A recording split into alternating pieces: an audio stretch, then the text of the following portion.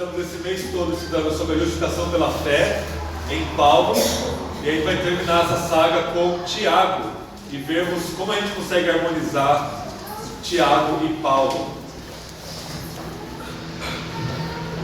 Ok? Tiago capítulo 2.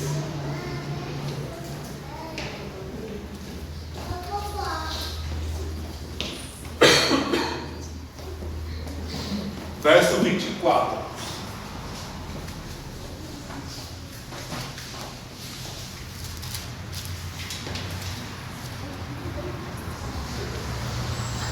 Tiago 2,24 diz assim: Vejam então que o homem é justificado pelas obras e não somente pela fé. De novo, escandalizadoramente. Veja então que o homem é justificado pelas obras e não somente pela fé. O que a gente tem lá em Paulo? A salvação é pela fé, sem as obras. Ok, nós somos justificados pela fé, sem as obras da lei. Ok? E aqui em Tiago nós temos o homem justificado pelas obras e não somente pela fé. A gente vai ver o que Tiago está querendo dizer com essas palavras aqui no contexto do capítulo 2. Tudo bem? Antes, irmãos, vou precisar fazer um exercício para vocês de explicar uma coisa da linguagem ou da gramática. Ok? Como que a gente determina o significado de uma palavra? Existem dois fatores mais importantes para a gente determinar o sentido de uma palavra. O primeiro deles se chama campo semântico. Semântica significa significado. Ok? Campo semântico é quais são os possíveis sentidos, os possíveis significados de uma determinada palavra.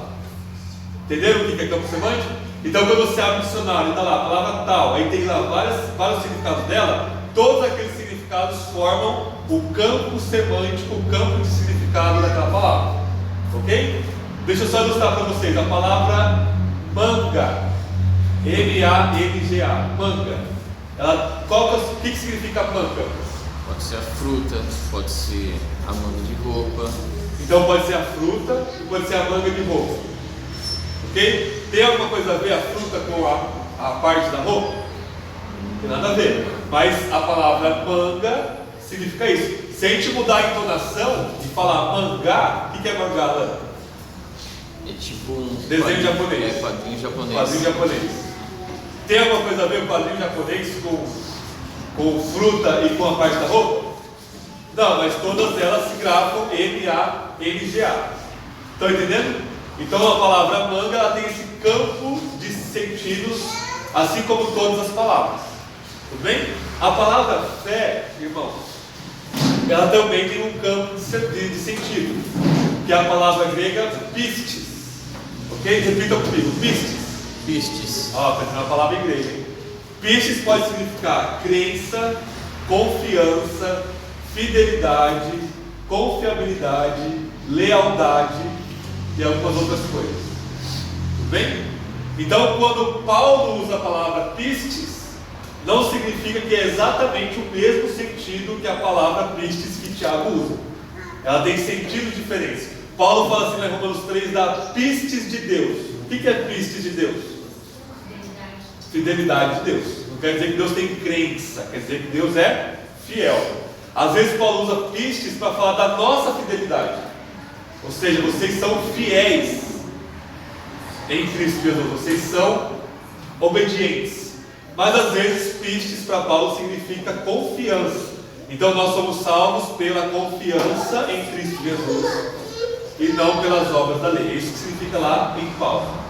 Tudo bem? Entenderam? Que significa campo semântico? Mas existe um outro fator para determinar o sentido de uma palavra que é mais importante do que o campo semântico. Vocês conseguem imaginar qual que é? O contexto.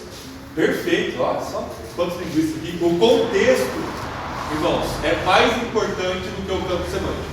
Vamos supor que a gente tem um grupo de pessoas aqui na igreja que usa a palavra manga para falar que uma pessoa é vacilona, é escorregadia, porque a manga não escorrega. E aí a gente usa no sentido pejorativo, você é uma manga, né? Você não é uma pessoa confiável. Tá certo esse uso de manga? Tá, porque os falantes determinaram o sentido dela. Não tem nada a ver com roupa, com fruta, com desenho japonês, né? Mas é o contexto que vai determinar o sentido das palavras. Tudo bem? Então isso é muito importante. O contexto, ele é determinante, mais determinante ainda do que o próprio campo semântico da palavra. Vamos ver o contexto aqui que está inserido então essa passagem aqui de Tiago 2:24? A gente precisa começar lá no capítulo 2, versículo 1. Capítulo 2, versículo 1 fala assim, Tiago: Meus irmãos, como tendes fé em nosso Senhor Jesus Cristo, Senhor da glória, não façais discriminações de pessoas. Vamos parar por aqui. Alguns estudiosos bem mal intencionados vão falar que Tiago não tem uma cristologia muito alta, muito exaltada.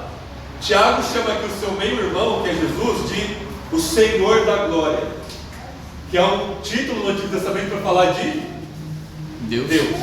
Deus é o Yahvé da glória, o Senhor da glória. Aqui Jesus é o Senhor da glória. Ele vai falar assim, ó, já que vocês têm fé em Jesus, vocês não podem fazer discriminação de pessoas. Tudo bem? Então primeiro ele fala da fé. Fé. Depois ele fala, já que vocês têm fé, ele começa com a fé. Vocês não podem fazer discriminação de pessoas. Agora eu vou ler um pouco mais aqui para vocês, verso 2.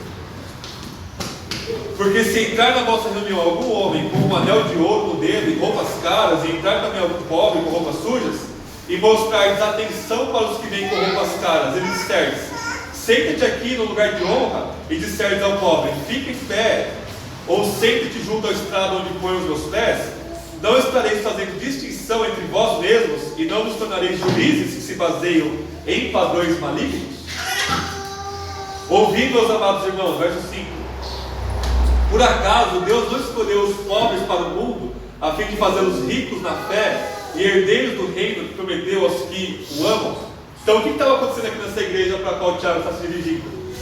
Estava chegando pessoas ricas e pobres, e a igreja estava mostrando um favoritismo para as pessoas ricas e desprezando as pessoas pobres. Tudo bem? É muito claro isso? É muito tranquilo, né? E aí no verso 5 ele vai falar de novo na fé. Ele fala assim, ó, Deus escolheu os pobres para fazer com que eles fossem ricos espiritualmente, né? Ricos na fé e herdeiros do reino.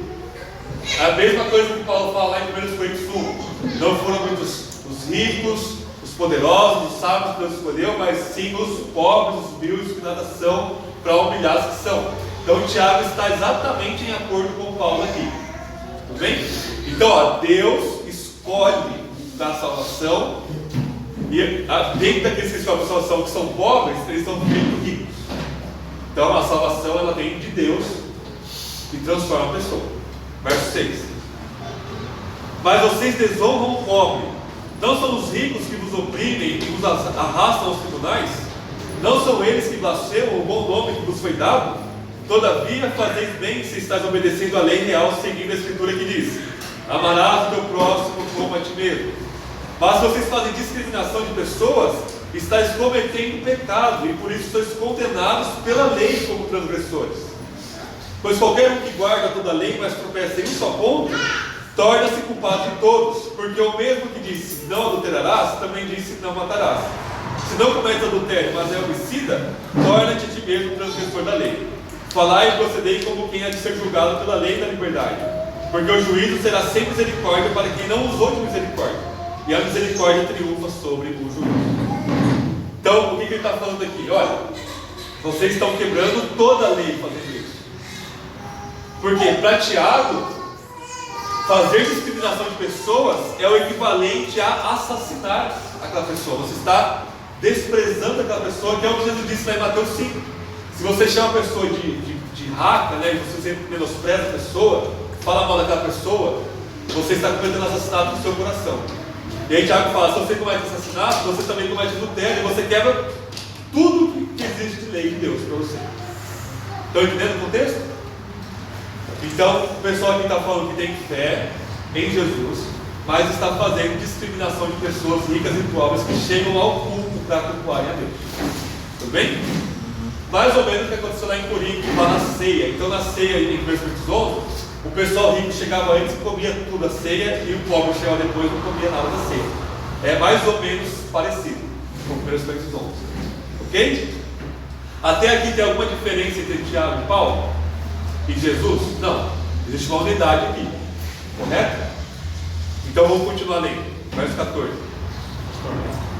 Lá em Mateus tem uma passagem, né, que diz a respeito dos fariseus lá, que eles gostam de sentar nos primeiros lugares, né? Ser assim, Para se mostrar, né? para se mostrar, sentindo toda aquela glória do homem, né? Mesma coisa aqui. Verso 14, capítulo 2, Tiago. Meus irmãos, que vantagem há se alguém disser que tem fé e não tiver obras? Essa fé poderá salvá-lo? Agora a gente puxa o contexto aqui. O que é fé que Tiago está atacando nesse contexto? Uma falsa fé. É uma falsa fé. É uma fé que discrimina os outros.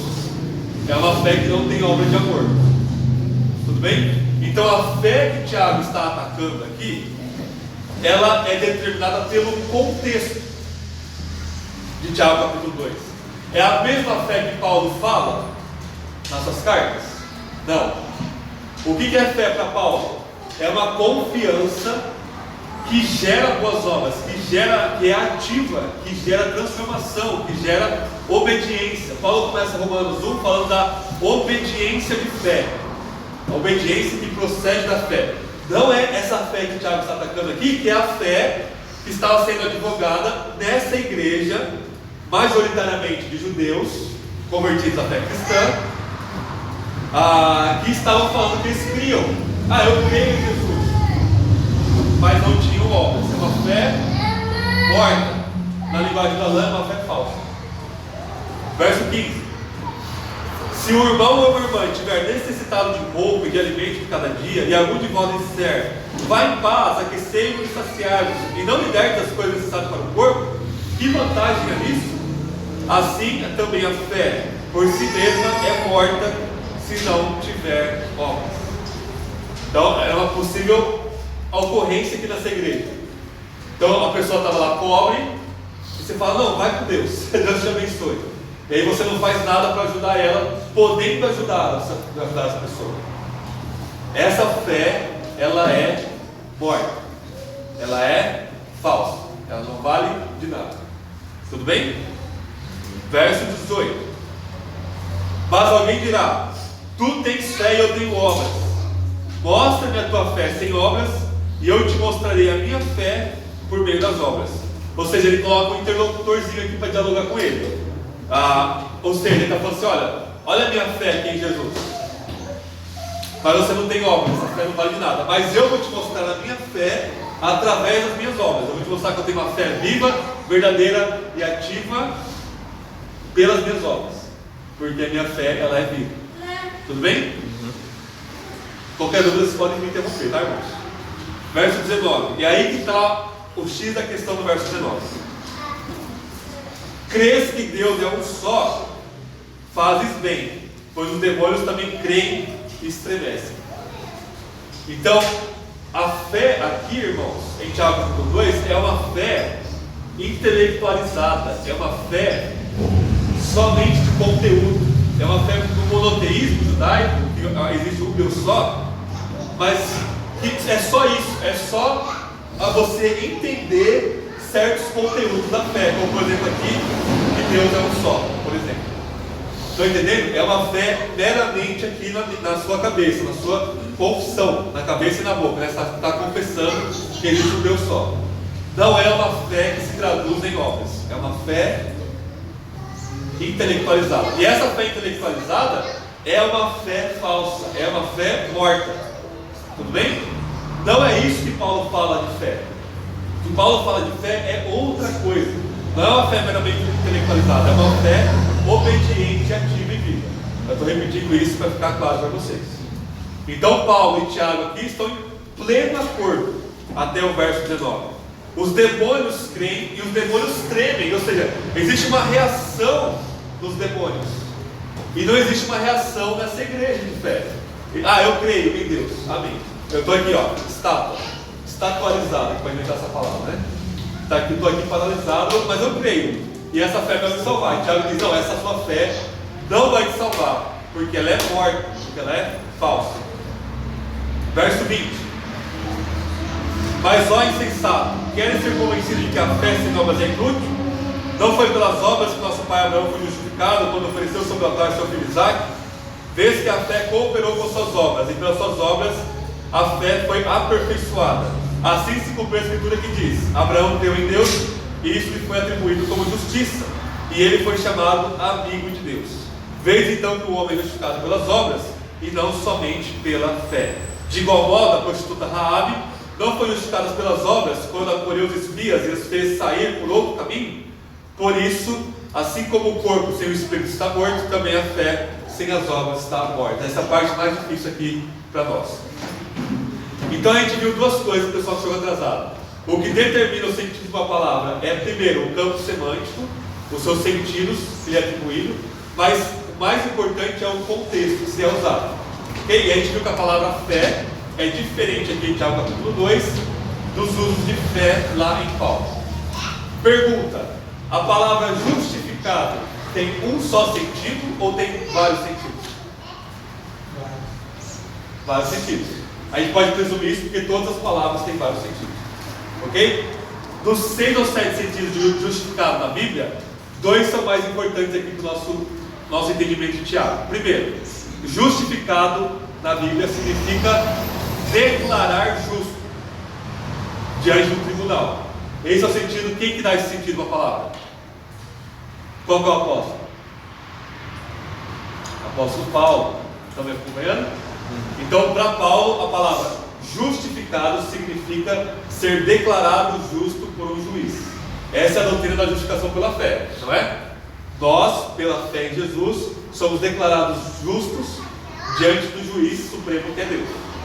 Mas justificado também, irmão, significa demonstrar. Por exemplo, se eu chegar atrasado hoje, por exemplo, eu falo, irmão, deixa eu me justificar diante de vocês, deixa eu demonstrar por que eu cheguei atrasado. Ok? Querem ver o sentido da Bíblia? Abra comigo lá em Mateus capítulo 11, verso 19.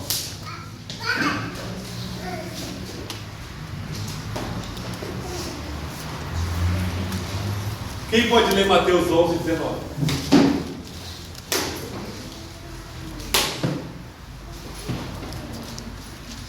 Posso ler? Vai lá. Se alguém abriu aí, pode ler. Veio o filho do homem e comendo e bebendo, e dizem: é um glutão e beberrão, amigo de publicanos e pecadores. Mas a sabedoria é comprovada por suas obras. A sabedoria, ou seja, o próprio Cristo, é comprovado pelas suas obras. Ou seja, a sabedoria dele comer com pecadores e beber com beberrões, essa sabedoria é justificada pelas obras que Cristo faz, que são obras de plena santidade. Alguém tem alguma outra tradução no final do versículo 19? Mas a sabedoria é justificada por suas obras. É justificada pelas suas obras. Alguma outra tradução diferente?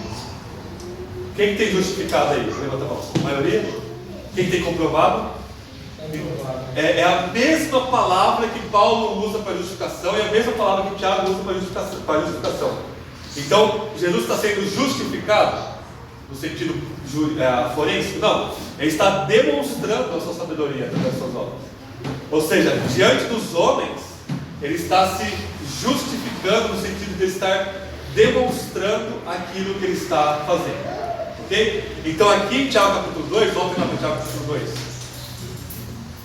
O melhor sentido para justificado é esse termo demonstrado.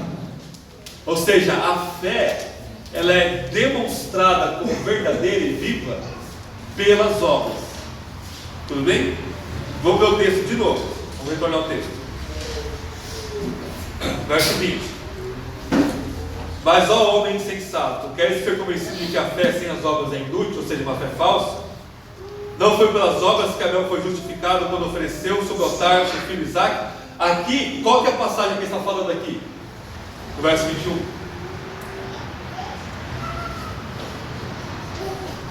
Do Antigo Testamento. Não precisa fazer o capítulo. O que Abraão estava fazendo? Sacrificando seu filho. Sacrificando seu filho Isaac em Gênesis 22, que vai ser, por acaso da providência divina, a pregação do Kaique hoje. Ok? Mas ele está usando Gênesis 22. Gênesis 22, como a gente viu 2 meses atrás, está falando da maior prova de fé de Abraão, e ele foi obediente a Deus. Ou seja, Abraão estava ali demonstrando a sua fé. E aí o que o anjo fala para ele? Olha, não faça mais isso, não mate seu filho Isaac. Por quê? Porque eu vejo que você teme a Deus. Teme a Deus, a gente pode falar um sinônimo. Não, você é justo diante de Deus. Você está demonstrando que você teme a Deus, que você é justo, que você está fazendo a boa obra, que a sua fé ela é verdadeira. Estão entendendo o sentido aqui? Então ele chama na mesa Gênesis 22, que é a demonstração suprema da fé de Abraão. Verso 22. Vês que a fé cooperou com as obras, e pelas obras a fé foi aperfeiçoada. Aperfeiçoada para Tiago e para a Bíblia é amadurecida. Então a fé de Abraão, ela foi amadurecida em Gênesis 22. E aí por isso que ele diz que se cumpre, ou seja, se demonstra publicamente, Gênesis capítulo 15, Tiago 2,3 diz assim: Abraão creu em Deus, e isso lhe foi atribuído como justiça, e ele foi chamado amigo de Deus. Ou seja, a fé em Gênesis 15 foi demonstrada em Gênesis 22. Abraão foi justificado, foi demonstrado que ele crê ao ponto de sacrificar o filho dele, Isaac. Tudo bem? Então esse é o primeiro exemplo. O segundo exemplo é Raabe. Raabe, Josué, vocês lembram do contexto, ela escondeu os espias, mentiu, falou para os espias descer para outro lugar, enquanto os líderes lá de Jericó vinham a ver onde estavam esses espias dos israelitas. Qual que foi a boa obra de Raabe? Ela mentiu. Olha só. Oi. Mas ela mentiu, mas ela, antes dela fazer a obra, ela já sabia quem Deus era, mesmo não conhecendo ela. Exatamente. Antes de fazer, ela creu que o Deus daqueles espias, que era o Deus dos israelitas, estava sendo proclamado por todo mundo, que destruiu o Egito, que era o maior império da época, e que ia destruir Canaã inteira. Ela creu em Yahvé. E aí existe hierarquia de mandamentos, irmãos. Obedecer, salvar a vida dos espias é mais importante do que falar a verdade naquele momento. Portanto, ela não pecou. Ela foi justificada pelas suas obras. A fé dela de ter que o Deus dos espias é verdadeiro foi demonstrada ao salvar a vida dos espias, ao ponto de arriscar a sua própria vida, que se eles descobrissem, ela morreria. Ok? Então, mas aqui Tiago está dizendo que ela fez por a obra. Não, ela foi justificada pela obra. A fé dela foi demonstrada que era verdadeira pela obra dela de encobrir os espias. Verso 25: de igual modo a prostituta Raabe não foi também justificada pelas obras quando acolheu os espias e os fez sair por outro caminho? Pois assim como o corpo sem o espírito está morto, também a fé sem as obras está morta. Ok? Então, justificada aqui em Tiago, ela tem o sentido de demonstrar que é verdadeira, que é diferente do uso de Paulo, que é declarar diante do tribunal justo. Tudo bem? Então aqui tem mais no sentido moral do que forênsico ou legal. E em Paulo é mais no sentido forênsico e legal do que moral. Ou seja, você vai ser justificado, a sua fé vai ser justificada diante dos homens, diante de Deus, se ela tiver obras. Ok? E aí Calvino ele é preciso, ele vai dizer o seguinte: a fé sozinha salva, mas a fé que salva nunca vem sozinha. Ele está jogando com a palavra sola fide, somente a fé. Então somente a fé salva, mas a fé que salva não vem somente ela, sozinha. É exatamente a perfeita harmonização entre Paulo e Tiago. Ok? Então, usem isso para ler qualquer texto bíblico. As palavras são determinadas pelo campo semântico, pelos seus vários sentidos que ela tem, E o que vai determinar o sentido em cada passagem é o contexto que vai ser usado. Então a gente viu que fé para Tiago é diferente de fé para Paulo. Por quê? E justificação para Tiago é diferente de justificação para Paulo. Por quê? Paulo está lidando com o quê? Como os gentios podem ser aceitos na igreja sem ser circuncidados. Esse é o problema lá de Gálatas. Como que nós judeus temos comunhão com os não judeus, sem eles passarem pela circuncisão e seguir as leis judaicas? Paulo fala, não, o judeu e os gentios são justificados pela fé, sem as obras da lei judaica. Tiago está lidando com outro problema. Uma igreja majoritariamente de judeus convertidos, que estavam lidando com o quê? Olha, você que é rico, você é bom, vem aqui, meu querido, deixa eu dar um abraço, você fica aqui na frente. Você que é pobre, vai lá fora no vento, no relento, que não tem espaço para você, está fedido. E aí no final do culto eu falo assim, ó, vai em paz, Deus te abençoe. E aí eu não dou alimento para as pessoas, não dou comida para as pessoas. Estão entendendo que são dois contextos extremamente diferentes? E aí, portanto, o uso de fé, de justificação e até mesmo de obras. O que é obras aqui para Tiago? É obras de amor, é você amar o próximo. O que é obras para Paulo? É você querer cumprir a lei, especialmente circuncisão, leis dietéticas, de não comer coisa de carne de porco, e festas judaicas, e isso vai te justificar. Paulo fala, não, se você não é justificado pelas obras da lei. O ambiente pentecostal, eles confundem muito essa parte de obras com milagres. Tá. Eles olham para algum segmento, por exemplo, os reformados, não apresenta, não fala línguas, então isso não tem obra. Tem nada a ver com esse Não tem nada a ver. Tiago capítulo 2, obras é ajudar quem está necessitado. Tá? Então ninguém é justificado por curar um doente. Não existe nem isso na Bíblia. Não tem nem esse contexto, né, para se falar uma coisa dessa. Tudo bem? Alguma dúvida? Algum comentário? Entenderam Tiago capítulo 2? Então vocês são justificados pelas obras e não pelas fés somente. Se justificação significa demonstração.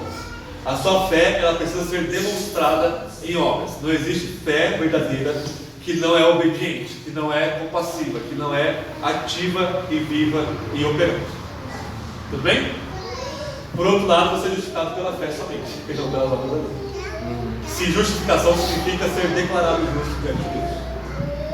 Então o Tiago está falando assim, olha, me mostra a sua fé sem as obras, e eu vou te mostrar a minha fé pelas minhas obras. É uma demonstração humana aqui. Eu estou demonstrando para vocês que eu tenho fé. Para Paulo não, é algo vertical. Você diante de Deus. Para Tiago é algo horizontal, a nível da sociedade, da comunidade cristã. Ok?